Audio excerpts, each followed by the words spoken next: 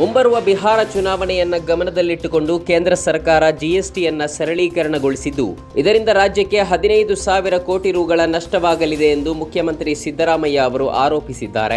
GST ಉತ್ಸವ ಆಚರಿಸುವ ಅಗತ್ಯ ಏನಿದೆ? 2017ರಲ್ಲಿ ಕೇಂದ್ರ ಸರ್ಕಾರವೇ ಜಿಎಸ್ಟಿಯನ್ನ ಜಾರಿಗೆ ತಂದು ದರ ನಿಗದಿಪಡಿಸಿತು. ಕಳೆದ 8 ವರ್ಷದಿಂದ ಹೆಚ್ಚಿನ ದರ ಪಡೆದಿರುವ ಕೇಂದ್ರ ಸರ್ಕಾರ ಆ ಹಣವನ್ನ ಮರಳಿ ಜನರಿಗೆ ನೀಡುವರೆ? ತಾವೇ ಹೆಚ್ಚಿಸಿದ ಜಿಎಸ್ಟಿ ದರವನ್ನ ತಾವೇ ಕಡಿಮೆ ಮಾಡಿ ತಮ್ಮ ಬೆನ್ನು ತಾವೇ ತಟ್ಟಿಕೊಳ್ಳುವ ಕೆಲಸದಲ್ಲಿ ಕೇಂದ್ರ ತೊಡಗಿದೆ. ಬಿಹಾರದ ಚುನಾವಣೆ ಇರುವ ಕಾರಣ ಜಿಎಸ್ಟಿಯನ್ನ ಸರಳೀಕರಣಗೊಳಿಸಿದ್ದಾರೆ ಎಂದು ಸಿಎಂ ಆರೋಪಿಸಿದ್ದಾರೆ.